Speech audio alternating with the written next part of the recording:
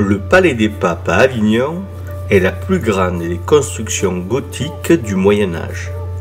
À la fois forteresse et palais, la résidence pontificale fut pendant le XIVe siècle le siège de la chrétienté d'Occident.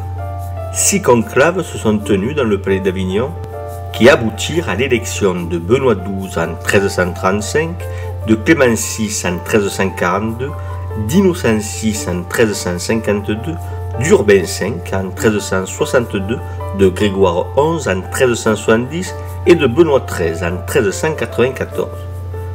Le palais, qui est l'imbrication de 2 bâtiments, le Palais Vieux de Benoît XII, véritable forteresse assise sur l'inexpugnable rocher des Dons, et le Palais Neuf de Clément VI, le plus fastueux des pontifes avignonnais, est non seulement le plus grand édifice gothique, mais aussi celui où s'est exprimé dans toute sa plénitude le style du gothique international.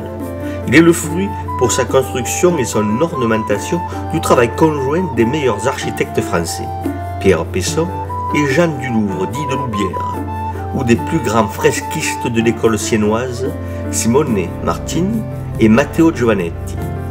De plus, la bibliothèque pontificale d'Avignon, la plus grande d'Europe à l'époque avec 2000 volumes, cristallisa autour d'elle un groupe de clercs passionnés de belles lettres dont elle était issue Pétrarque, le fondateur de l'humanisme.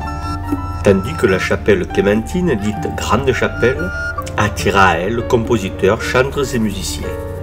Ce fut là que Clément VI apprécia la messe de Notre-Dame de Guillaume de Machaut, que Philippe de Vitry, à son invité, put donner la pleine mesure de son Ars Nova et que vint étudier Johannes Ciconia.